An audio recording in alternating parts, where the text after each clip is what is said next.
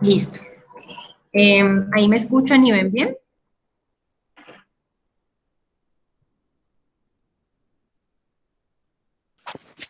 Yo la escucho y la veo perfectamente. Listo. Buenos días a todos. Mi nombre es María Juliana Aldana Hoyos. Soy residente de pediatría de primer año y el día de hoy vamos a hablar acerca de crisis asmática. Este es el contenido de la charla del día de hoy. Vamos a ampliar aspectos relacionados con la definición, la epidemiología, fisiopatología, presentación clínica, diagnóstico, abordaje en urgencias y finalmente el tratamiento. ¿Qué entendemos por asma? Asma es una enfermedad crónica del tracto respiratorio inferior que se caracteriza por una combinación de inflamación de las vías respiratorias, por broncoconstricción, hiperreactividad bronquial y obstrucción variable al flujo de aire secundario a todos estos procesos. Ya hablando específicamente de las exacerbaciones, estas representan un empeoramiento que es agudo o subagudo de los síntomas y de la función pulmonar que habitualmente tiene el paciente y pueden poner en peligro la vida si no se tratan de una manera adecuada. En cuanto a la epidemiología, es considerada la enfermedad crónica más común en la infancia, de aquí la importancia de hablar de esta patología. El día de hoy, más de 6 millones de niños se ven afectados en Estados Unidos. En el 2014 al 2015, 9.5% de los niños que visitaron urgencias tenían un diagnóstico de asma. Suele afectar a población entre los 5 y los 17 años. Anualmente el asma representa más de 700.000 visitas a urgencias pediátricas y corresponde del 2 al 5% de todas las hospitalizaciones en pediatría. En cuanto a las exacerbaciones, se han encontrado que estas están relacionadas con poblaciones con un estado socioeconómico más bajo y esto está relacionado con el poco acceso que tienen algunos pacientes a la atención médica, a la asequibilidad a los medicamentos, a la exposición de humo de cigarrillo o incluso a agentes contaminantes. Por eso es muy importante que las intervenciones que hagamos en la población estén dirigidas al autocuidado de estos pacientes para prevenir a largo plazo las exacerbaciones.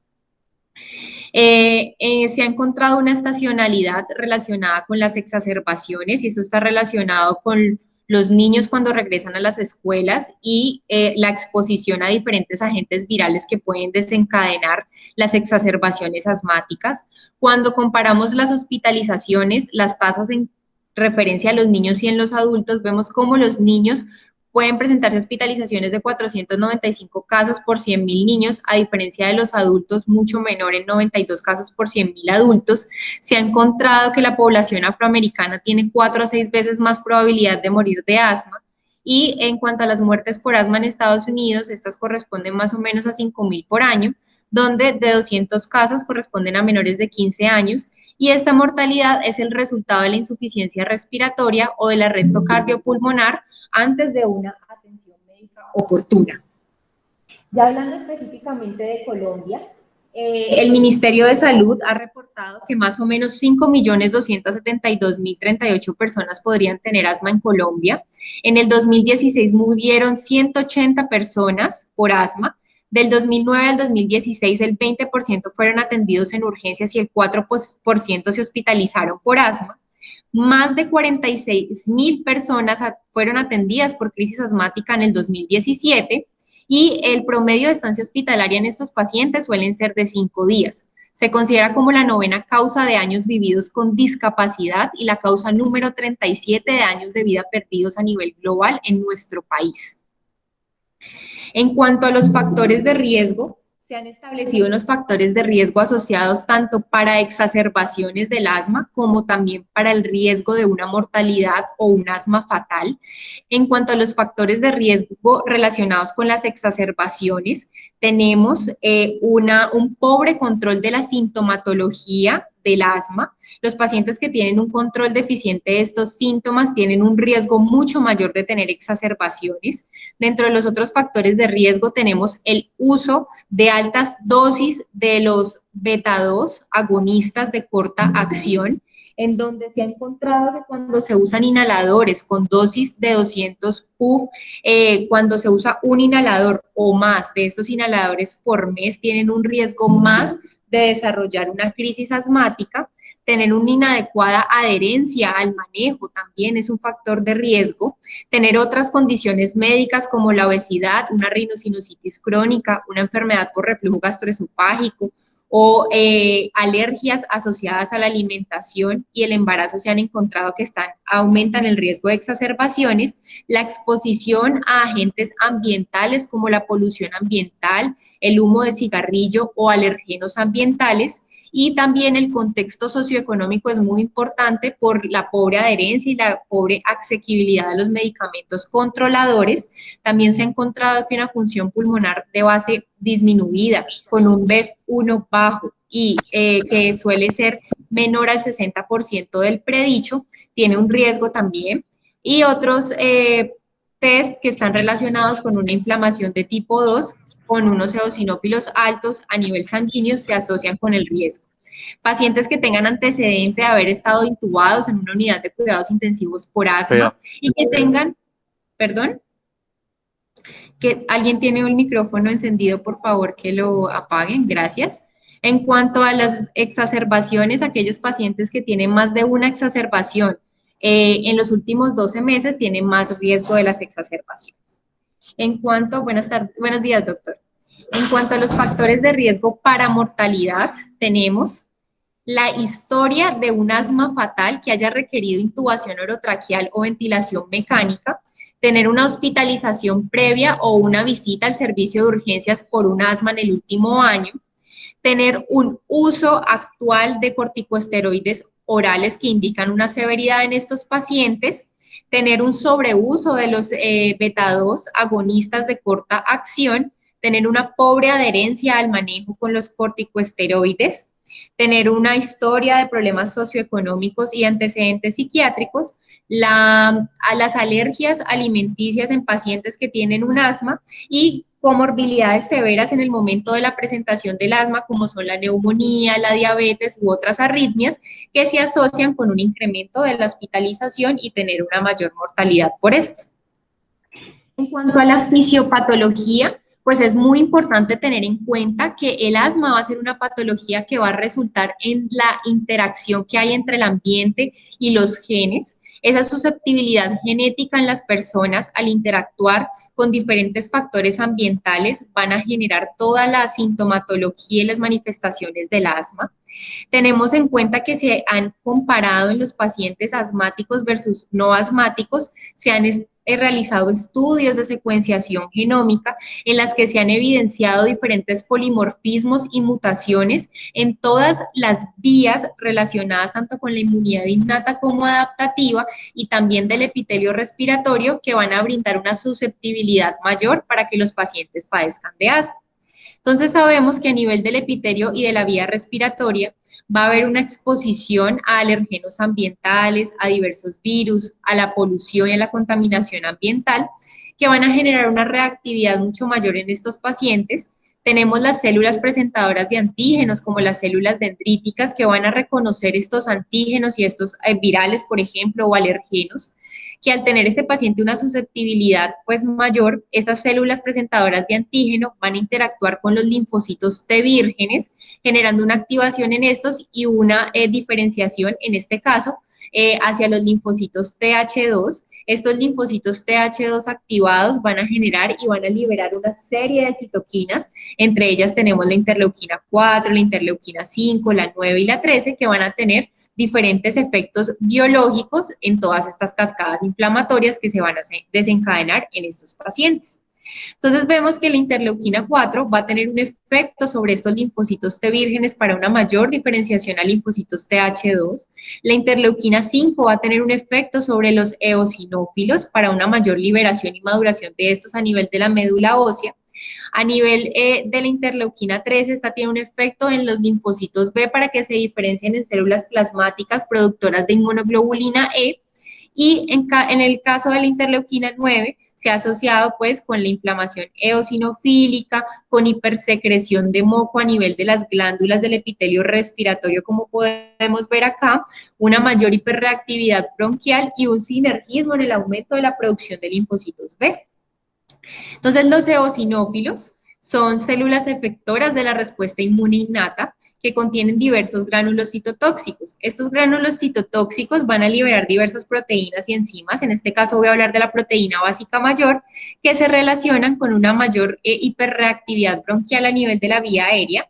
También liberan factor de crecimiento transformante beta que va a favorecer la remodelación de las vías respiratorias con la disminución del calibre de las mismas. Además, los mastocitos son células muy importantes en el desarrollo del asma. Estas van a producir efectos sustanciales sobre el músculo liso a través de la liberación, por ejemplo, de la prostaglandina G2, que va a tener un efecto directo sobre ese músculo liso bronquial, produciendo broncoconstricción. También va a tener un efecto sobre la hipersecreción de moco a nivel de la vía respiratoria, a nivel de, mediante la liberación de enzimas como las triptasas o factores de crecimiento, favorecen además el daño tisular y toda la remodelación tisular con esa fibrosis subepitelial que se puede ver en el asma también a largo plazo. Y en cuanto a las aminas biógenas, pueden, mediante la histamina, favorecer la fuga vascular con el aumento del edema de la vía aérea y la disminución del calibre y del radio de las mismas. Tenemos también cómo la inmunoglobulina E liberada por las células beta, los linfocitos B, perdón, son importantes porque en ese proceso de presentación antigénica que les mencioné anteriormente, van a favorecer de que esta presentación antigénica sea 1000 veces mayor en comparación a cuando esta inmunoglobulina esté ausente, y además también tiene un efecto directo sobre este músculo liso a nivel bronquial, produciendo broncoconstricción. Ya viendo como tal cuáles son las alteraciones en esa mecánica pulmonar, pues se va a dar una disfunción en la mecánica pulmonar secundaria a la disminución del diámetro de la vía aérea. Sabemos que a través de la ecuación de Poisson vemos cómo la resistencia es inversamente proporcional a la cuarta potencia del radio, es decir, que cambios pequeños en el radio de la vía aérea puede generar cambios elevados e importantes en la resistencia, y esto pues va a generar un aumento de la resistencia al flujo de aire. En cuanto a la fisiológicamente, es importante tener en cuenta que en la fase inspiratoria se genera una presión pleural más negativa, lo que va a favorecer pues la entrada del aire desde el espacio atmosférico hacia el sistema ventilatorio, y a su vez ocurre una dilatación fisiológica de las vías respiratorias a nivel intratorácico que va a favorecer la entrada de aire durante la inspiración a pesar de esa obstrucción de la vía aérea. A diferencia de la fase inspiratoria, en la fase expiratoria, la presión pleural tiende a acercarse a cero.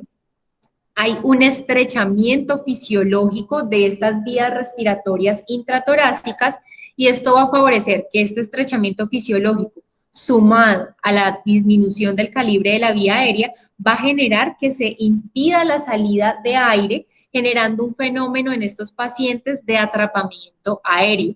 Este atrapamiento aéreo va a conllevar a una hiperinsuflación pulmonar que va a finalizar en la presencia de volúmenes pulmonares al final de la aspiración altos, que sumado a la resistencia aumentada de esas vías aéreas, pues se va a reducir el flujo expiratorio.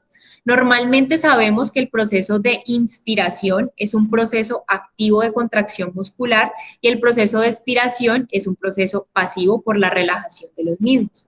Cuando se dan todas estas alteraciones respiratorias, el proceso de expiración pasa de ser un proceso pasivo a activo, y por eso vemos que los pacientes tienen un mayor trabajo respiratorio con el uso de músculos accesorios y de un alto gasto energético.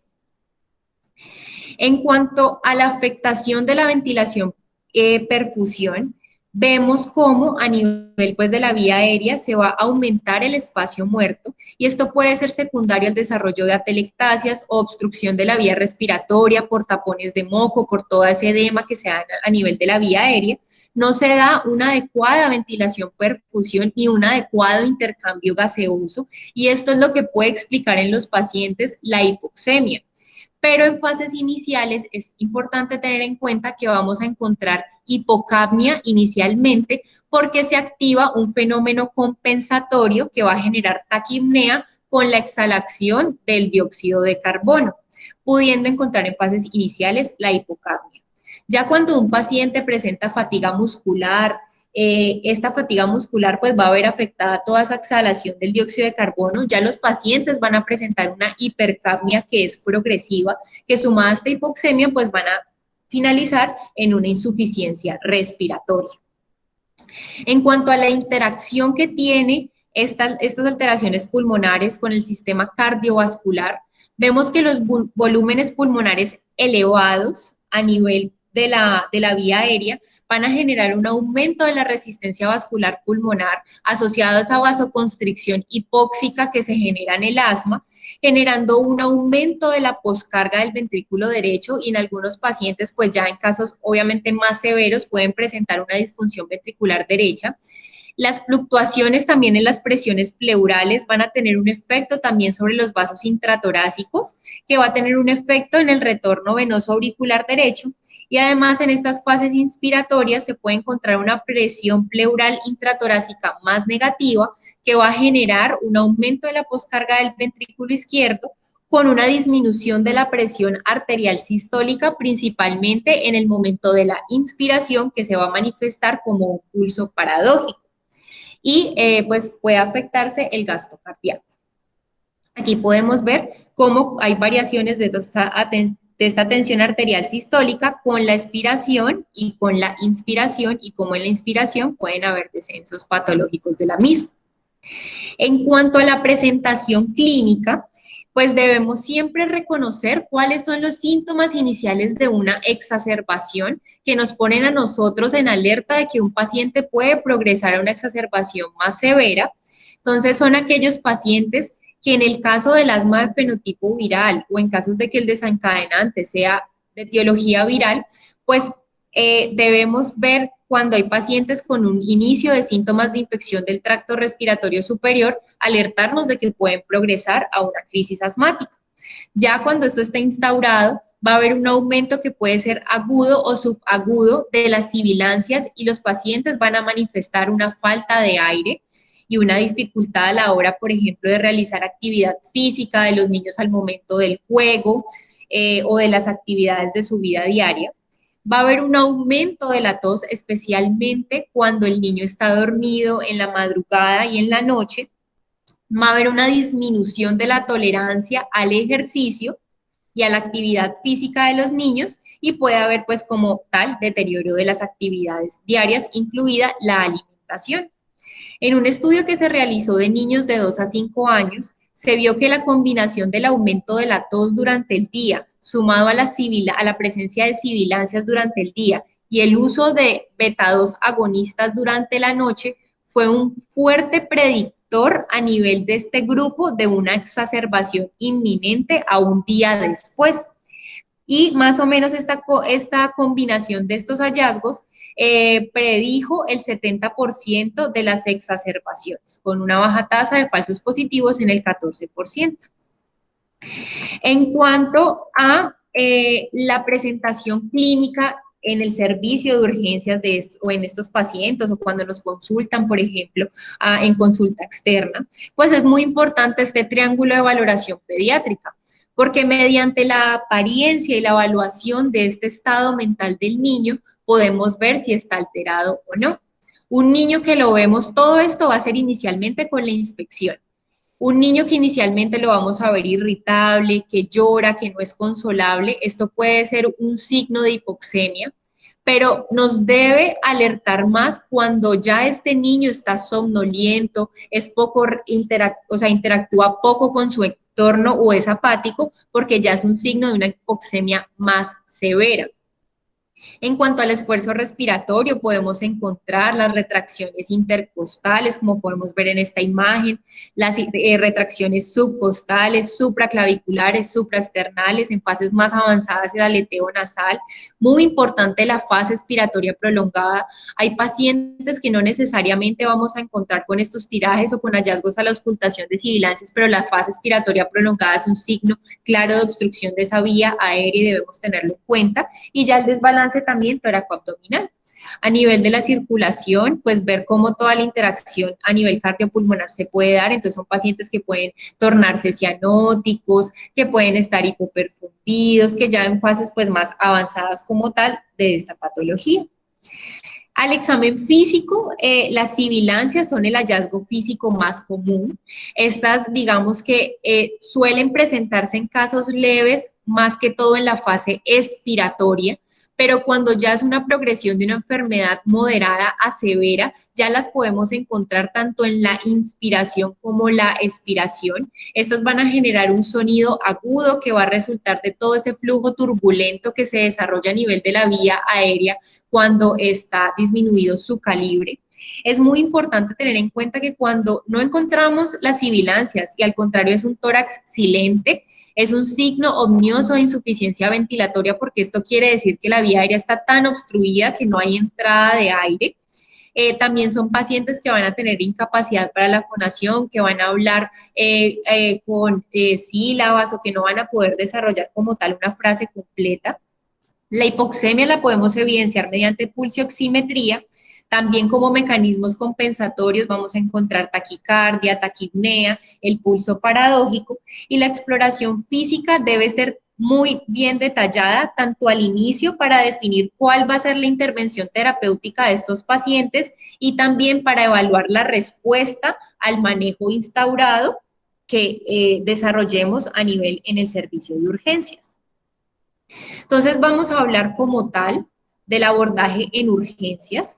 El abordaje en urgencias, pues debe basarse en una adecuada historia clínica donde tengamos claro cuándo fue el momento de aparición y la causa de exacerbación de esta crisis asmática, porque esto nos va a permitir también a largo plazo establecer pues medidas preventivas para que los pacientes no progresen a una crisis asmática.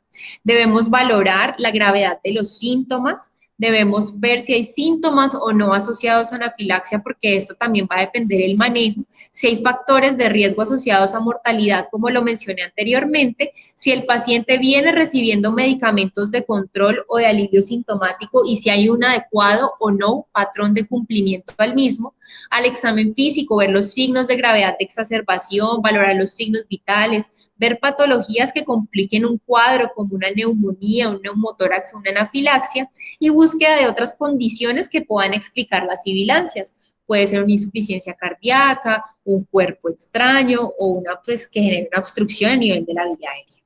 Entonces, ¿qué nos dice las guías Gina en cuanto a la valoración inicial de estos pacientes? Ya más adelante vamos a ver las escalas de severidad, pero digamos que esta guía lo que nos refiere es que en los pacientes mayores de 6 años y en los adolescentes, pues vamos a hacer el manejo inicial de urgencias, donde vamos a evaluar la vía aérea, cómo está ese patrón respiratorio y circulatorio, y unos hallazgos clínicos de riesgo son la presencia de somnolencia, de confusión y un tórax silente que nos puede indicar que es una crisis asmática severa que pueda requerir un manejo más especializado en la unidad de cuidados intensivos. Entonces, la guía Gina lo que refiere es que en casos de sintomatología relacionada con crisis leves a moderadas, son pacientes que pueden hablar en frases, obviamente esto depende de la edad.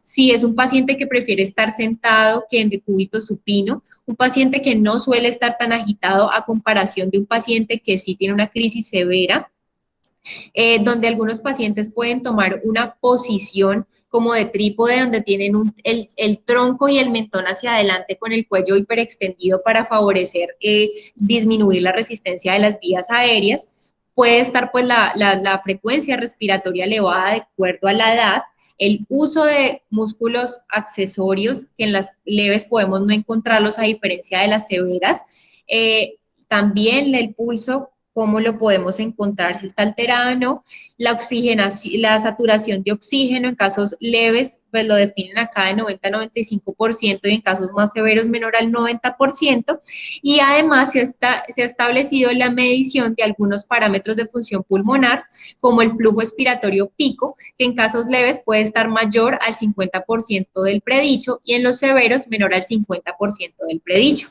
Sin embargo, pues sabemos que no tenemos acceso en todos los servicios de urgencia en la medición pues de estos parámetros y en cuanto a la aplicación clínica, pues en nuestros servicios lo hacemos es más definir esta severidad de acuerdo a la sintomatología clínica que se presente este paciente en el momento de la consulta. Ya en los menores de 5 años, pues ya se pueden encontrar signos, digamos, de riesgo de asma más severa, como lo es la inhabilidad que tenga el paciente para, digamos, comunicarse, para su alimentación o para recibir pues la vía oral, pacientes con cianosis central, con confusión o somnolencia, tener pues frecuencias respiratorias elevadas, saturación de oxígeno menor al 92%, tener un tórax silente como lo habíamos mencionado anteriormente y la taquicardia. Entonces se han desarrollado diferentes escalas de severidad para estandarizar el diagnóstico clínico y brindar una atención oportuna en el servicio de urgencias. Se han desarrollado entonces diversas herramientas de puntuación del asma, como podemos ver en esta tabla. Entre ellas tenemos el score de severidad pediátrico para el asma, las medidas o la evaluación en cuanto a la parte respiratoria pues pediátrica. Tenemos el score para evaluar la intensidad de esta asma aguda y el score pues pediátrico de asma. Estos permiten pues valorar tanto la gravedad de las exacerbaciones agudas y orientan el tratamiento que vamos a establecer en un momento agudo y el nivel de atención de estos pacientes. En este caso, realmente, pues me voy a enfocar más en la escala de Wood-Downs-Ferrés, que es la que usamos en nuestro servicio de urgencias. Esta es una escala que fue validada por consenso y está basada en los mecanismos de compensación que se activan ante la dificultad respiratoria por la obstrucción de la vía aérea. Digamos que la fortaleza principal de esta escala es que incluye síntomas clínicos y se ha visto que estos síntomas tienen una buena correlación con la saturación de oxígeno. Entonces vemos que tenemos parámetros como son la cianosis, la ventilación, la presencia de sibilancias, los tirajes, la frecuencia respiratoria y la frecuencia cardíaca, que cada uno de estos parámetros nos van a dar una puntuación que va de 0, 1, 2 a 3 y que la sumatoria de esta sintomatología nos va a determinar identificar si es una crisis asmática leve cuando la puntuación es de 1 a 3, moderada cuando es de 4 a 7 y severa cuando es de 8 a 14. Y esto es importante para poder establecer el manejo que vamos a llevar a cabo y que vamos a hablar más adelante.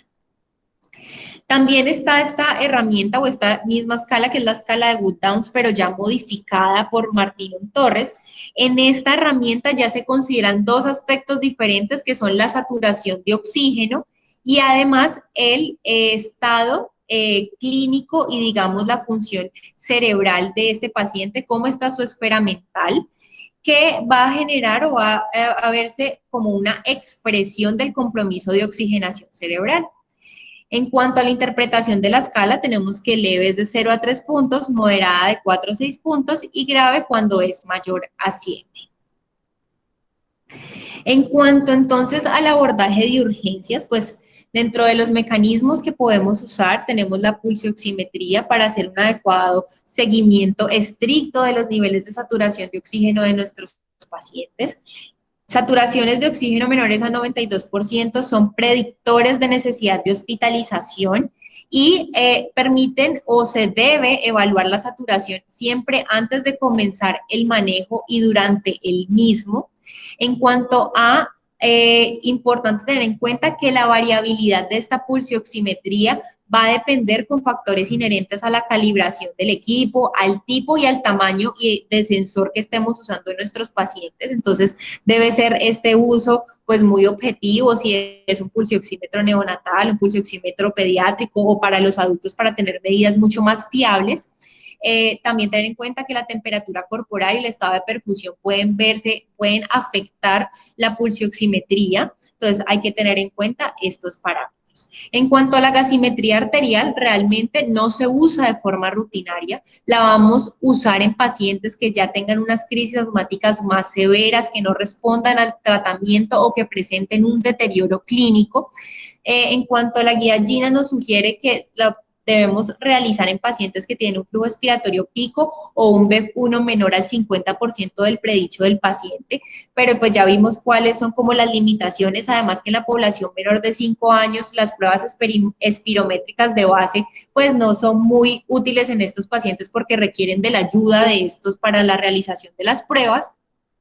La gasimetría arterial, pues podemos encontrar presiones arteriales de CO2 menores a 40 milímetros de mercurio en fases iniciales, pero recordemos cómo todo este mecanismo fisiopatológico en fases más avanzadas nos puede conllevar a una hipercapnia con valores mayores a 45 milímetros de mercurio que podrían indicar insuficiencia respiratoria, y cómo la presión arterial de oxígeno puede estar disminuida por debajo de 60 milímetros de mercurio, que pues son también esta hipoxemia e hipercapnia que podrían indicar una insuficiencia respiratoria. Entonces vamos a hablar de la radiografía de tórax. Realmente la radiografía de tórax no está indicada de rutina.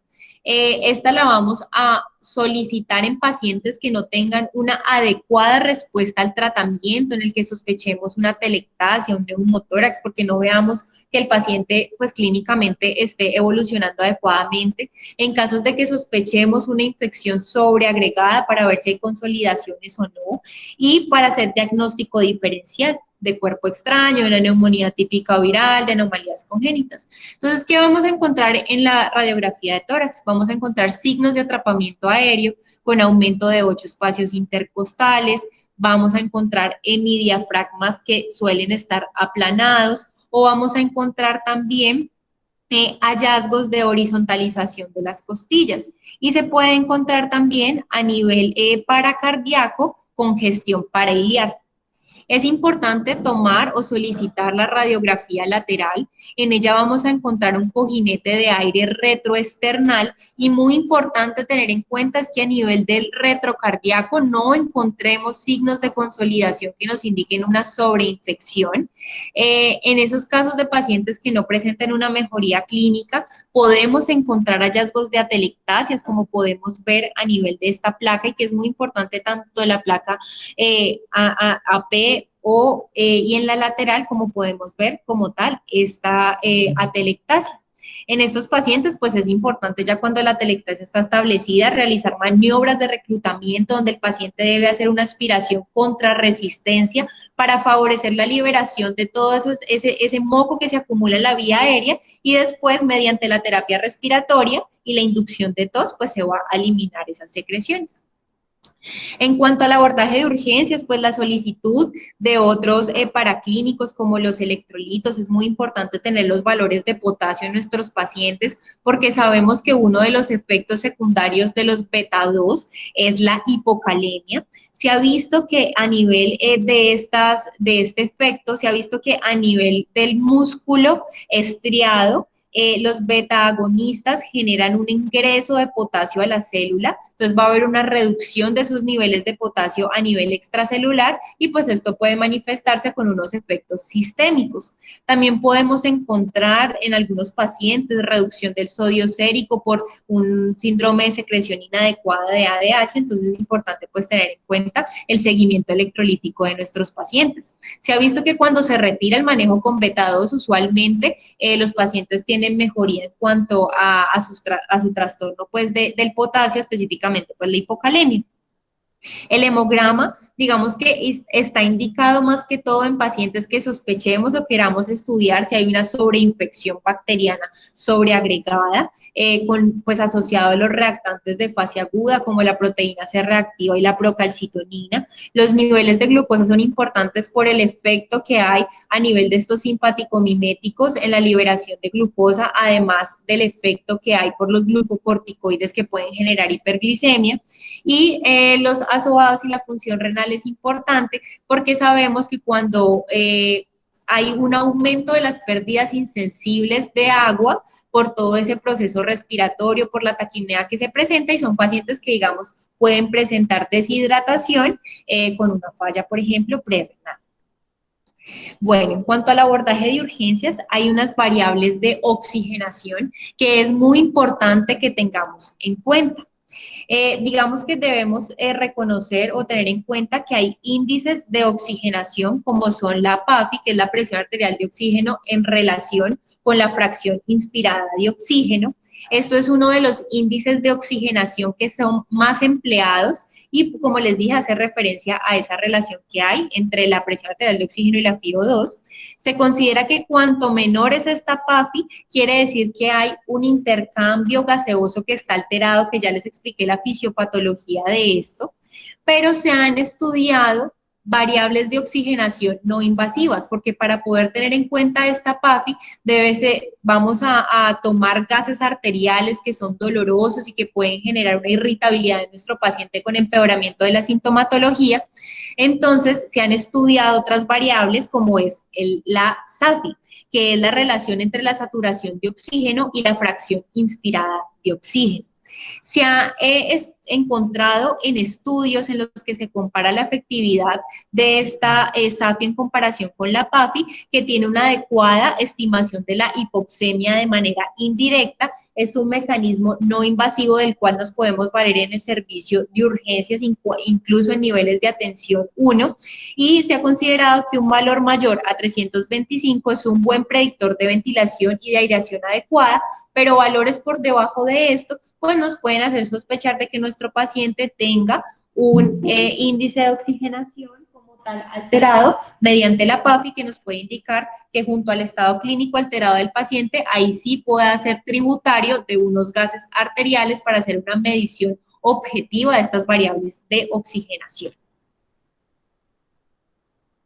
En cuanto a los criterios de hospitalización, muy importante tener en cuenta, vamos a hospitalizar pacientes que tengan cianosis central, que tengan hipoxemia, que tengan una saturación de oxígeno menor al 92%, que tengan signos de dificultad respiratoria dadas por todas las retracciones que les mencioné anteriormente, que el estado de conciencia esté alterado por la hipoxemia significativa que se puede dar, la apariencia tóxica del niño que nos puede indicar una sobreinfección, si un paciente está con agitación o irritabilidad y factores de riesgo asociados que ya los mencionamos anteriormente. En cuanto al tratamiento, los objetivos del tratamiento se han establecido mediante el programa de educación y prevención para desarrollar directrices sobre el asma. Estos, digamos, objetivos de tratamiento están principalmente enfocados en 3 pilares. 1, corregir la hipoxemia. 2,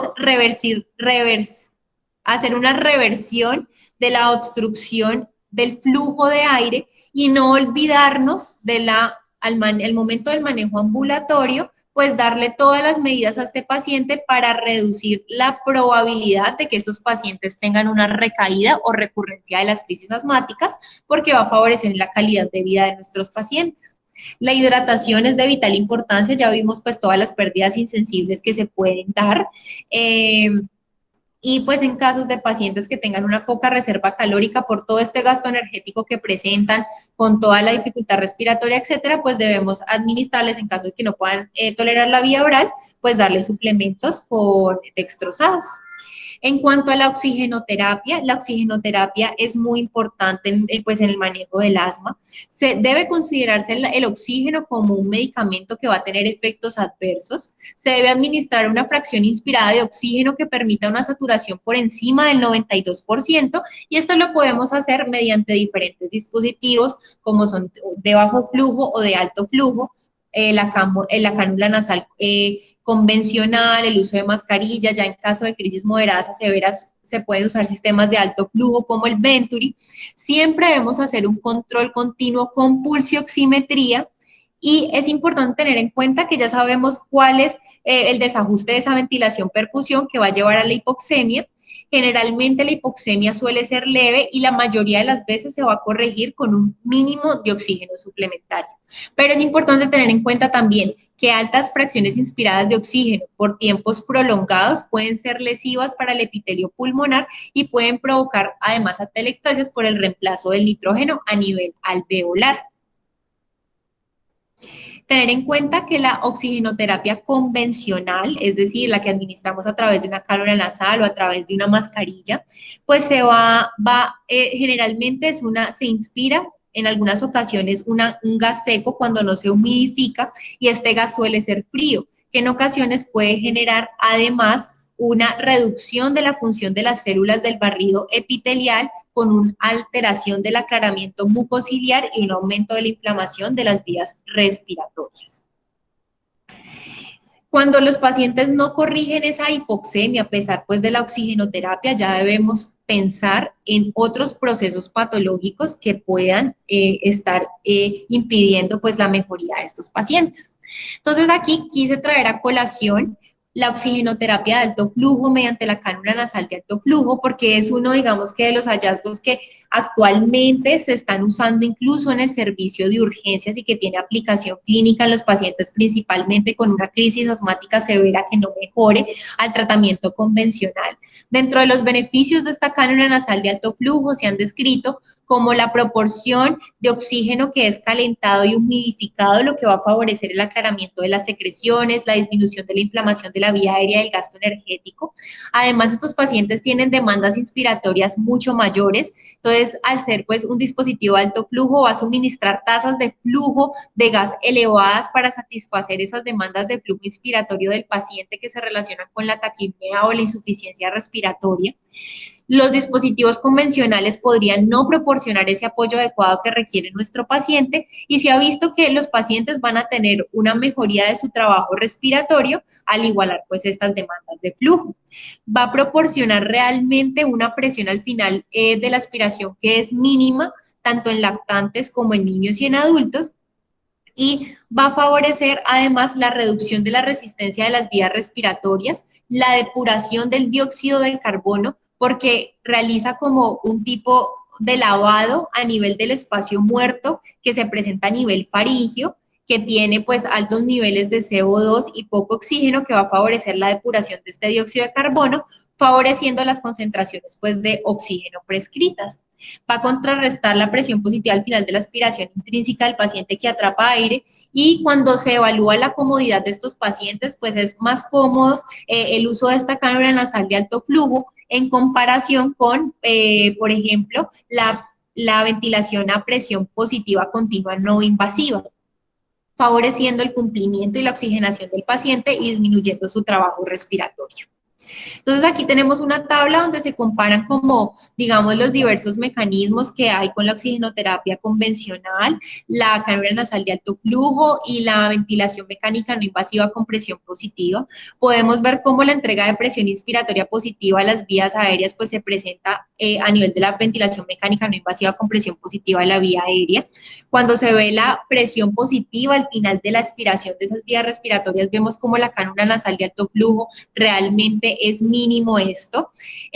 Cuando vemos además el requerimiento de sedación, pues vemos que en ocasiones la cánula nasal de alto flujo no lo requiere, a diferencia de la ventilación mecánica no invasiva continua con presión positiva de las vías aéreas. También, pues, el uso de la cánula nasal de alto flujo no requiere tampoco un entrenamiento muy avanzado para las personas que lo realizan en el servicio de urgencias, y digamos que puede facilitar su uso en etapas tempranas en estos pacientes. En cuanto a los estudios que se han realizado para valorar pues estos resultados de la oxigenoterapia de alto flujo, específicamente pues la cánula nasal de alto flujo, Baudin y Cole realizó un estudio observacional retrospectivo en el que se inscribieron niños de 1 a 18 años, que fueron ingresados a la unidad de cuidados intensivos pediátricos por estado asmático, que no tenían una comorbilidad grave asociada. Hubo 69 niños que cumplieron criterios, 39 de ellos fueron llevados a cánula nasal de alto flujo y 30 de ellos recibieron oxigenoterapia convencional. En este caso estamos comparando la oxigenoterapia convencional con la cánula nasal, con el uso de cánula nasal de alto flujo. ¿Qué se evidenció aquí?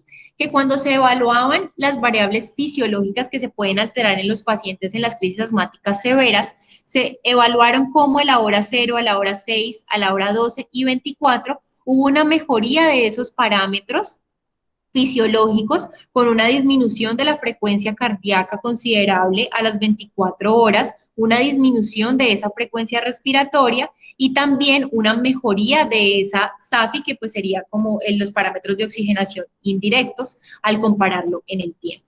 También cuando se evaluó la gasimetría arterial con la medición del pH, vemos cómo en la hora cero, en los pacientes que pues ingresaron con una crisis asmática o el estado asmático, pues tenían niveles de pH que indicaban pues una acidosis, pero como en la hora 2 con la cánula nasal de alto flujo mejoró este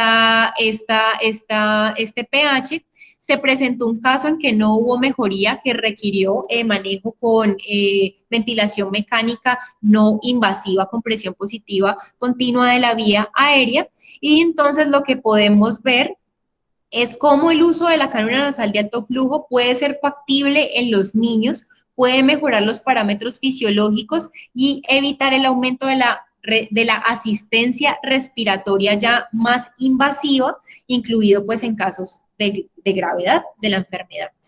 Cuando se compara ya como tal la cánula nasal de alto flujo versus la ventilación mecánica no invasiva con presión positiva en la vía aérea, Pilar et al. Hizo un análisis retrospectivo de 42 niños, 20 de ellos fueron llevados a cánula nasal de alto flujo y 22 de ellos a ventilación de presión positiva al final de la vía aérea no invasiva. Se vio que en los 22 pacientes pues, que estuvieron con NIPPB no presentaron un fracaso en el tratamiento, pero 20 pacientes con la cánula nasal de alto flujo, 8 sí requirieron posteriormente paso a la NIPPB.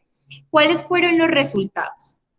Uno, que a pesar de estos pacientes que no respondieron con la cánula nasal de alto flujo, realmente pues ellos no tuvieron un riesgo mayor de intubación o una ventilación mecánica invasiva, pero cuando se evaluó la estancia hospitalaria en la unidad de cuidado intensivo pediátrico y la asistencia respiratoria en el tiempo fue mayor en la cánula nasal de alto flujo respecto a la NIPPB, y pues se considera que la cánula nasal de alto flujo es un nivel más bajo de soporte respiratorio, pero sí se ha encontrado que si no hacemos un seguimiento adecuado y continuo en estos pacientes, podemos retrasar el inicio de iniciar pues como tal la ventilación mecánica no invasiva con presión positiva en pacientes que realmente lo requieren. Entonces sí podemos hacer este uso de la cánula nasal, pero siempre hacer un seguimiento estricto de los pacientes. Entonces debemos usarlo con precaución como soporte respiratorio no invasivo inicial.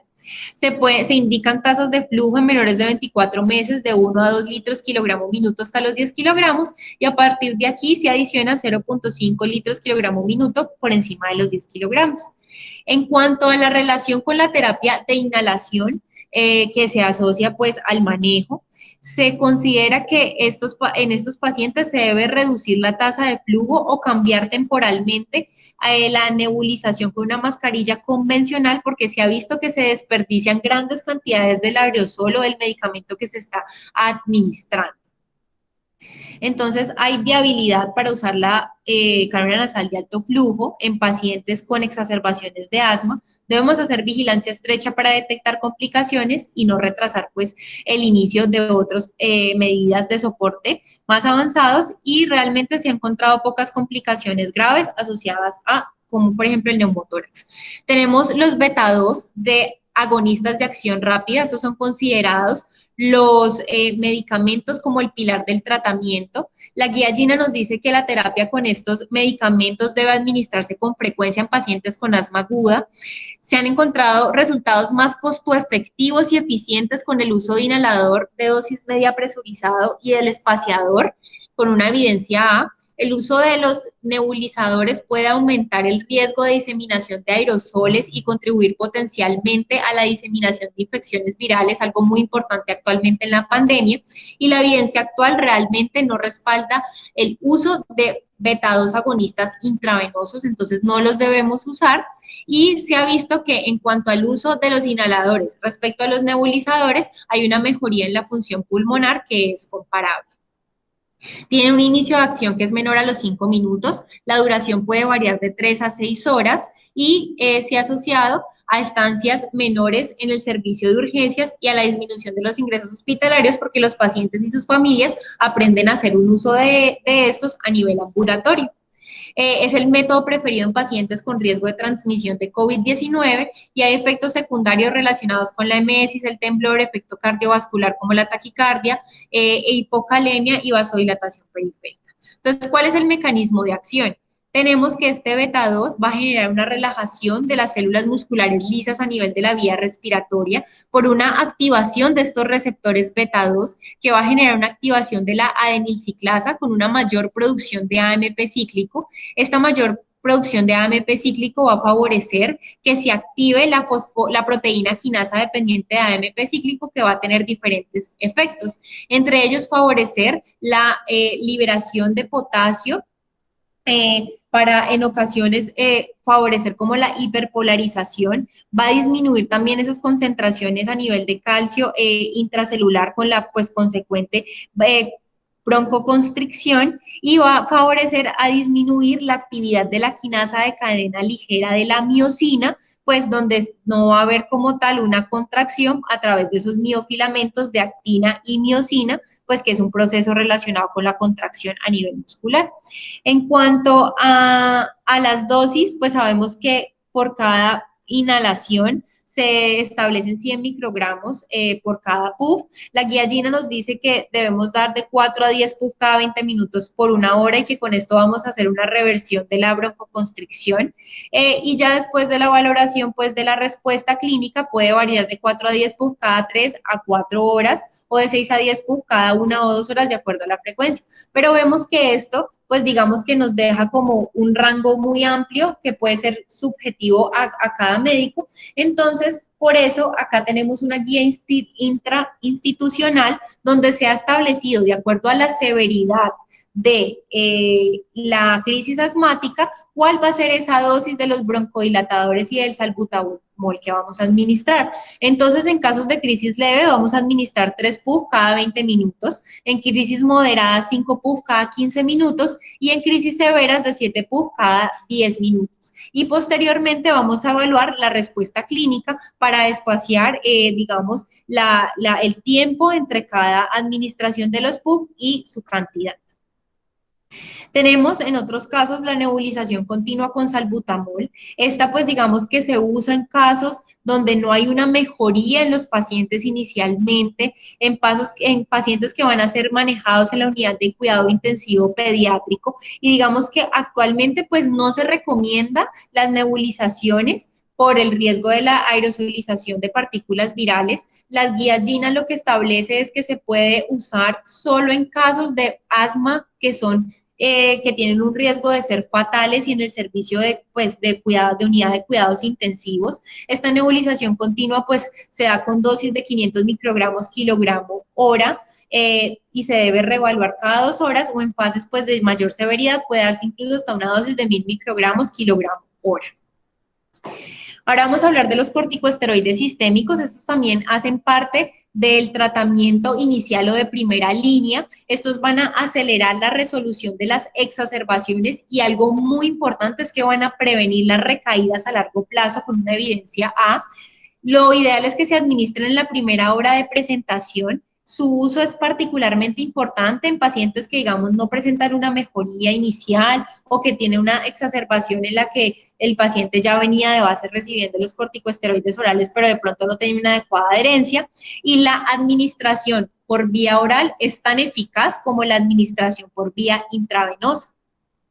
Se requieren más o menos 4 horas para producir mejoría clínica y la indicación de la administración intravenosa es en pacientes disnéicos que no tengan una intolerancia a la vía oral, que se encuentren en ventilación mecánica invasiva o no invasiva. En cuanto al efecto de los corticosteroides sistémicos, van a inhibir la vía del ácido araquidónico con una menor producción de prostaglandinas, disminución de la broncoconstricción, van a disminuir la producción de leucotrienos, reduciendo el edema, la permeabilidad vascular, la secreción de moco, van a disminuir la síntesis de inmunoglobulina E, de los niveles como tal de eosinófilos pueden incrementar la respuesta a los beta-agonistas. Sabemos que hay receptores a nivel citosólico que van a generar un efecto a nivel nuclear, evitando la transcripción de genes relacionados con todo este proceso inflamatorio. En cuanto a la posología, digamos que se ha estudiado la prednisolona encontrándose dosis que deben administrarse de 1 a 2 miligramos por kilogramo, con una dosis máxima de 40 miligramos al día. También se ha encontrado la dexametasona como una alternativa al manejo de una dosis de 0,3 a 0,6 miligramos kilogramo que puede ser administrada en una o dos dosis, teniendo en cuenta pues que va a tener una vida media más prolongada. En cuanto a la duración o el curso de este manejo, se ha encontrado que cursos de 5 a 7 días pueden ser igual de efectivos con cursos de 10 a 14 días, disminuyendo los efectos adversos. Y en cuanto a la dexametasona, se ha encontrado una misma biodisponibilidad tanto por vía oral como intramuscular, con un inicio de acción de 1 a 2 horas y con una vida media doble a la prednisolona. Cochrane demostró que los ciclos cortos de esteroides contribuyen una mejoría a la puntuación de los síntomas, reducen tasas de recaídas, menos hospitalizaciones y menor necesidad de agonistas beta 2. Nuestra guía intrainstitucional nos recomienda en casos leves usar la prednisolona a una dosis de 1 miligramo kilo día por 3 días, en los casos moderados a la misma dosis, pero ya por 5 días, y en casos severos podemos hacer uso inicial con metilprednisolona por vía intravenosa a una dosis de carga de 2 miligramos kilogramo intravenoso y continuar 1 miligramo kilogramo cada 6 horas por las primeras 24 horas y ahí continuar con la prednisolona hasta cumplir 7 días. Ahora vamos a hablar del bromuro dipratropio, que es un anticolinérgico. Realmente su manejo en la población pediátrica es muy controversial. Digamos que las guías internacionales pueden indicarlo en casos de exacerbaciones moderadas a severas junto al uso de beta 2, que se ha podido encontrar menos tasas de hospitalización, pero en estudios realizados en población adulta y adolescente, en los niños sí se ha evidenciado una menor evidencia relacionada a esto y pues vemos que sí puede verse mejoría en el flujo respiratorio pico o en el BEF1 en comparación solo con el uso de beta 2, pero en la población adulta, no en la población pediátrica. Cuando se estudian los niños hospitalizados por asma aguda, no se han observado beneficios al agregar el bromuro dipratropio al salbutamol. No se ha visto pues como tal una reducción en la duración de la estancia hospitalaria y digamos que podría verse como un efecto en el contexto de urgencias, pero realmente pues estos hallazgos no son muy adecuados. Es ineficaz cuando se administra como agente único, digamos que su utilidad está relacionada con que el tono muscular bronquial depende en gran medida por el sistema parasimpático colinérgico y al inhibir pues estos receptores muscarínicos se va a afectar como tal este influjo parasimpático con la consecuente broncoconstricción que esto va a generar. Efectos secundarios como sequedad en boca o cefalea. Digamos, este fue un estudio que realizó el doctor Ordóñez y Lina María Biafara, que pues por consentimiento de ellos lo traigo a colación, donde se hizo la caracterización de la crisis asmática severa en la población pediátrica de un hospital nivel 3 en Cali. Aquí quiero resaltar que cuando se evaluó el bromuro dipratropio y los desenlaces de acuerdo a en cuanto a los días de estancia hospitalaria, hubo un hallazgo estadísticamente significativo de que los pacientes que habían recibido en periferia y que llegaban con un uso de un bromuro dipratropio tenían tasas de hospitalización más prolongadas respecto a los que no. Y además que se encontró que esto puede no ser tan efectivo como los broncodilatadores, como vimos anteriormente, como se ha encontrado, y que muchas veces se han realizado estudios que realmente son considerados de baja calidad para establecer estas recomendaciones y muchos de ellos, en este caso 8, pues han sido financiados por la industria farmacéutica, entonces tenemos que tener mucho cuidado con esto. Además, esto va a generar un efecto en secar como esas secreciones que hay a nivel de la vía respiratoria, generando un riesgo de que estos pacientes presenten obstrucción de las mismas con atelectasias posteriores. Entonces, no lo recomendamos en nuestra población. El sulfato de magnesio no se hace de uso rutinario, lo indicamos en casos de que pacientes que no tengan una respuesta inadecuada al manejo de primera línea.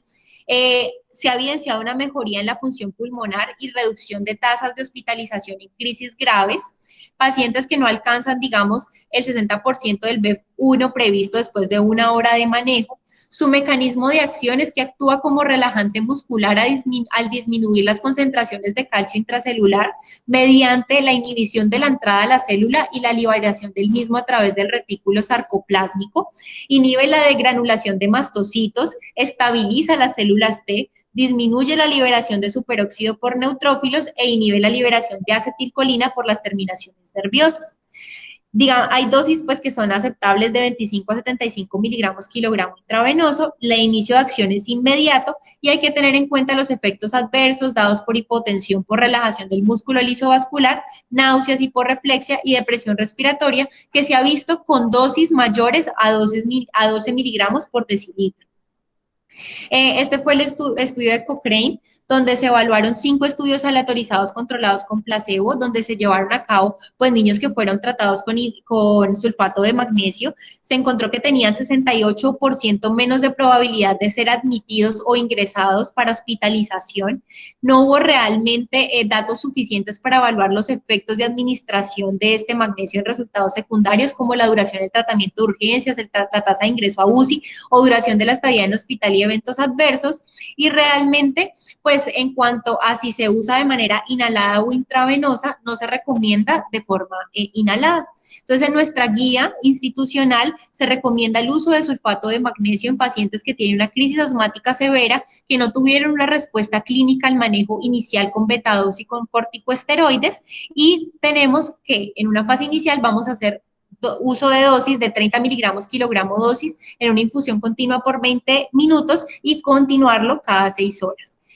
O incluso hasta dosis de 50 miligramos por kilogramo dosis. Vamos a hablar del heliox. El heliox, pues es importante tener en cuenta que cuando hay obstrucción de la vía aérea se genera un flujo turbulento a nivel de esta vía respiratoria.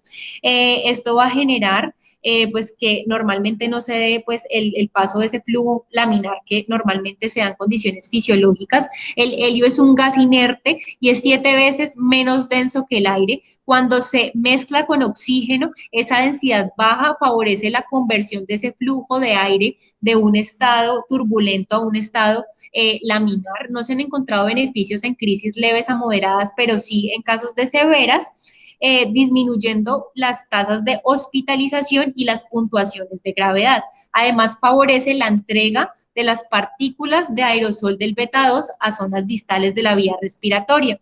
La guía GINA pues sugiere que esta intervención, digamos, no tiene un papel de rutina que se debe considerar en pacientes que no respondan a la terapia estándar, y pues esto debe estar considerado de acuerdo a la disponibilidad y al costo y a todas las cuestiones técnicas, porque es algo muy costoso realmente.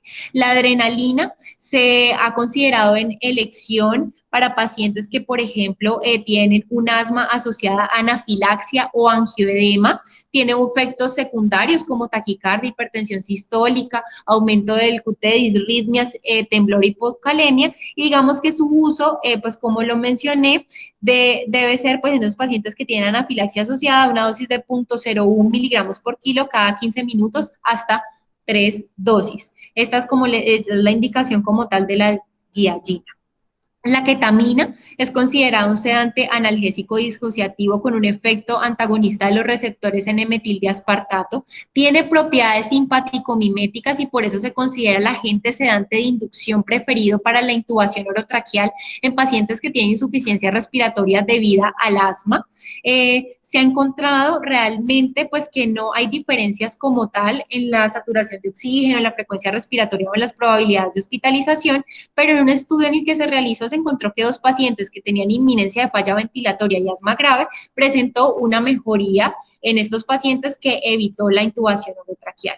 Para hablar de las metilxantinas, como la minofenilina y teofilina, estas no deben usarse en el tratamiento de las exacerbaciones porque no se ha visto una mayor eficacia en comparación con los beta-2 inhalados, y además tienen un perfil de seguridad bajo con muchos efectos adversos, entonces no se deben usar. Dentro de estos efectos adversos podemos tener nerviosismo, náuseas, vómito, anorexia, cefaleas, convulsiones, arritmias y una fácil toxicidad, entonces no las vamos a usar.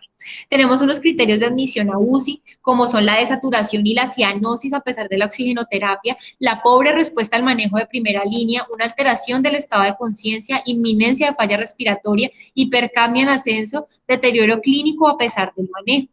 Y ya pues en fases más avanzadas que digamos esto pues lo podemos abordar en otras charlas. Tenemos también la ventilación con presión positiva no invasiva. Se indica en asma grave cuando no hay respuesta al tratamiento inicial y pacientes con insuficiencia ventilatoria que se pueden beneficiar en casos que hay una acidemia respiratoria con un pH menor a 7.35, una hipercapnia con una presión de CO2 mayor a 55 milímetros de mercurio, va a dar un soporte de presión, facilita el trabajo respiratorio mientras ejerce el efecto broncodilatador.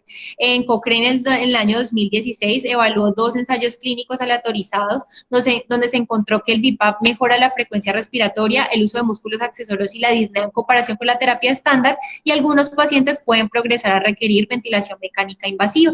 En cuanto a la intubación orotraqueal, indicada en pacientes con paro cardiorrespiratorio, cuando hay hipoxia severa con un deterioro del estado mental, cuando hay una hipercapnia progresiva y persistente y hay un deterioro progresivo a pesar de todas las medidas terapéuticas máximas.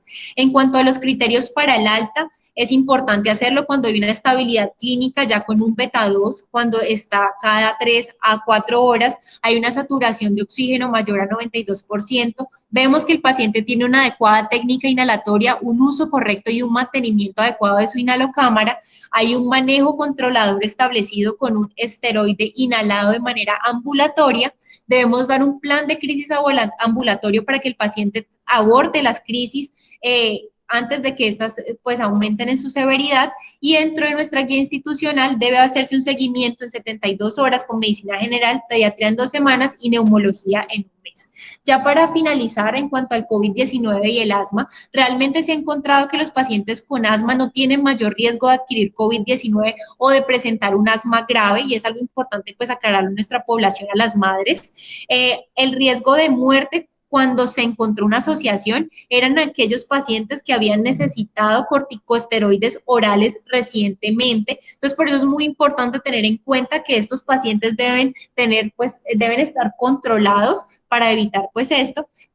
En el 2020 se ha encontrado una reducción de las exacerbaciones graves y de necesidad de esteroides orales, pues asociado a la disminución del contacto social, el uso de tapabocas, el lavado de manos, con una disminución de desencadenantes virales. Los nebulizadores pueden transmitir partículas virales hasta 1 metro, solo se limita su uso en asma potencialmente mortal y en la unidad de cuidados intensivos. No se deben compartir pues los dispositivos inhaladores, evitar la espirometría en pacientes con sospecha de COVID-19, y la GINA pues recomienda la vacuna de COVID-19 en pacientes con asma. Muchas gracias. Muy bien, Juliana.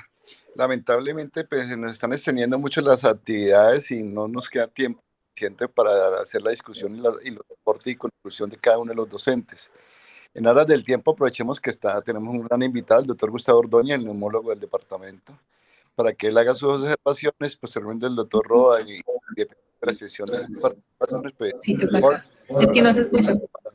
Listo, profe, ya viene el doctor Ordóñez. Bueno, felicitaciones a María Juliana, porque no es fácil en una charla de estas abarcar todo el tema de crisis asmática, muy completa, muy actualizada. 3 cosas como para futuro. La primera es que tenemos que comenzar a mirar el asma como hoy se está tratando de ver la bronquiolitis. Es decir, antes la bronquiolitis era una sola y hoy estamos hablando de fenotipos de bronquiolitis.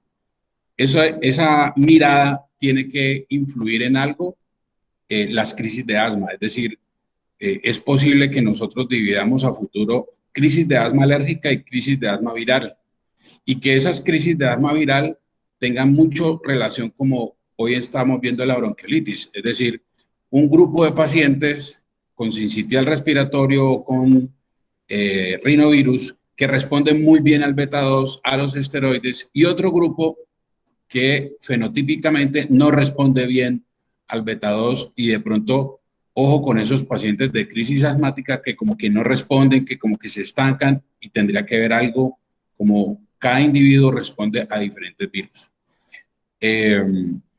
Y otro punto a futuro es que en nuestras instituciones creo que ya estamos en mora de instituir el uso de cánula de alto flujo y ventilación no invasiva en los servicios de urgencias y no solamente restringirlo para cuidado intensivo, porque lo que vemos es que estos niños entran a cuidado intensivo y en 24 menos de 48 horas ya salen para la casa incluso. Y lo que necesitaban era una presión positiva que los ayudara a reclutar rápidamente. Entonces, son como dos puntos a considerar. María Juliana expuso muy bien el por qué nuestra posición de no usar bromuro de ipratropio en la crisis asmática en niños. Muchas gracias. Gustavo, muchas gracias. Doctor Roa, por favor. Algunas consideraciones generales y particulares frente al manejo. La primera, pues ya lo he expresado en otras reuniones, a veces tenemos 3 ventiladores y tenemos 3 pacientes con cánula de alto flujo en urgencia. Es decir, nosotros hemos implementado, lo que pasa es que dependemos de la parte de equipamiento para hacerlo de rutina, pero sí se está haciendo. Yo les puedo decir, la semana pasada teníamos 3 pacientes y se utilizaron los elementos necesarios para la implementación. O sea que realmente sí es una terapia mandatoria. Quería hacer una cuñita frente al sulfato de magnesio. El sulfato de magnesio, que realmente no es nada nuevo terapéutico, no es nada innovador, quizás que es lo recomendable. Hay un trabajo del grupo de Jacksonville, el grupo de Miami, y publicado en Journal of Pediatry en el año 2017, en donde hace referencia a que en los casos severos, no respondedores, y esto para los médicos internos, nosotros lo tenemos estratificado tal cual lo presentó Juliana, en el sentido de que hay que quemar una serie de etapas, pero esto en consonancia a la respuesta, pero muchas veces llegan pacientes que vienen de la periferia, ha sido manejado con beta-2, se han utilizado esteroides y realmente las condiciones clínicas dan para iniciar o instalar una terapia mucho más agresiva. Defínese agresiva el uso de medicamentos tipo sulfato de magnesio asociado al beta-2 o el caso de la cánula de alto flujo. Entonces, no todos los casos tienen que ser 1+1, sino dependiendo de la particularización e individualización de cada caso. Bueno, le mencionaba el estudio de Jacksonville. Ellos postulan la utilización de infusión continua, que no la estamos haciendo nosotros, infusión continua de 50 miligramos por kilo por hora durante 4 horas, sean un total de 200 miligramos, o sea, 50 miligramos por kilo por hora y en 4 serían 200 miligramos. Nosotros utilizamos 50 miligramos por kilo en 20 minutos cada 6 horas. Pero lo trascendental, si la vamos a usar, es que no se utilice por más de 48 horas y después de 24 horas hay que monitorizar y cuantificar los niveles de magnesio. ¿Qué diferencia tiene GINA 21 a GINA 18? En primer lugar, pues GINA 21 debe estar en todos los teléfonos o iBooks de los diferentes equipos. Y digamos que le quita trascendencia a la aminofilina, teofilina, a las metilsantinas. Recordemos que las metilsantinas son la teobromina, la teofilina y la cafeína. O sea que, pues, por ejemplo, en un paciente la cafeína puede ser una alternativa, pues, digámoslo, muy local frente a ciertas condiciones, pero no frente a la severidad. Entonces ellos le quitan la trascendencia porque efectivamente nosotros somos generación aminofilino dependientes en la época, pues quiero decir, porque uno nunca sabe en dónde va a tener los recursos, no los tiene. Pero definitivamente llega alerta de que no se use por los efectos secundarios. ¿Cuáles son los efectos secundarios? Los que nosotros vivimos, aprendimos, fueron las convulsiones, por niveles muy altos de eso, y que si se utiliza debe tener niveles que no los estamos haciendo. O sea que la aminofilina, teofilina no está ya entre el arsenal terapéutico en las crisis severas. El resto es el buen manejo, la hidratación, control de la fiebre y hacer seguimiento a detectar infección sobreagregada, especialmente infecciones bacterianas. No quiere decir que todos los pacientes tengan obligatoriamente que hacer seguimiento. Esos dos punticos que tienen mucho que ver en el manejo del servicio.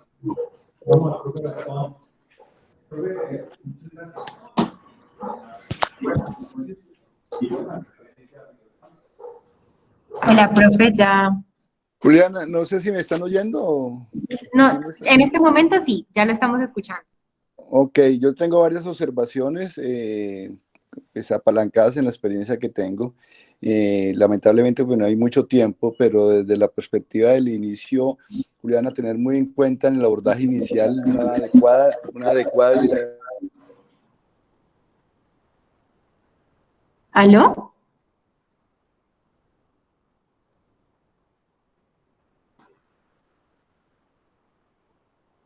¿Aló?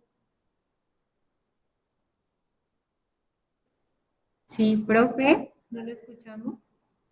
¿Ah?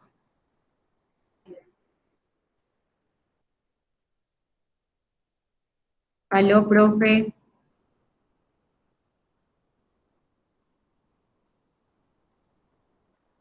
No sé. ¿Aló? los gases arteriales me permiten identificar si el paciente tiene acidosis metabólica y si en caso tal de que lo tenga, tengo que hacer la corrección del potasio sérico.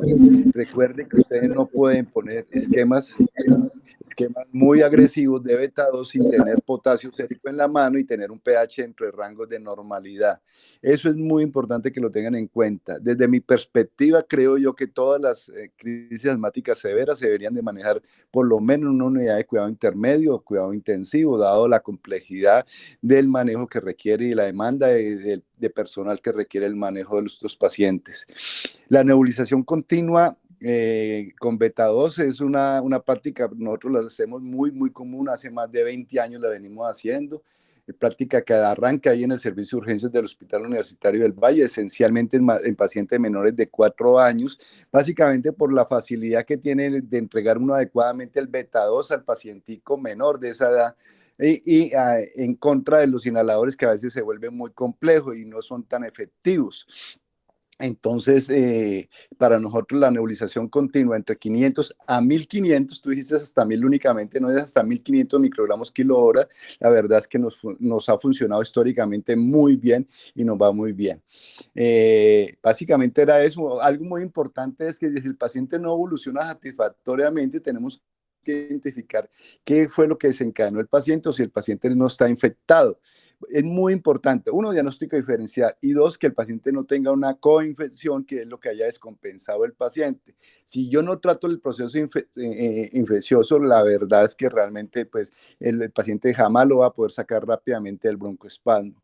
Y lo otro es, las cánulas de alto flujo hace mucho tiempo llegaron para quedarse. Se están usando no con ventiladores, hace mucho tiempo se están usando con equipos blender que son muy baratos, muy sencillos de utilizar y que nos garantizan pues que ese flujo y ese flujo nos permiten tener un PEP entre 4, 6, 8, dependiendo de los litros que le ponga uno, para garantizar de que hay un adecuado reclutamiento pulmonar de los pacientes. Y con eso realmente más del 90% de los pacientes que antes se intubaban se ha venido reduciendo de una forma ostensible.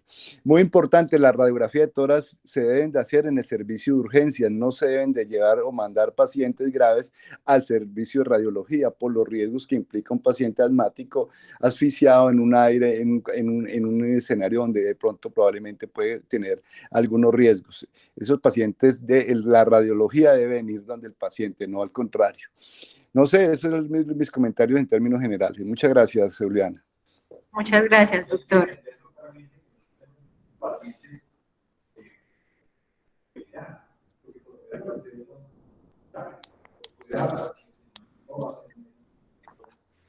No le oigo al doctor Roa, qué pena. Ya voy a acercarme. Él estaba hablando pues que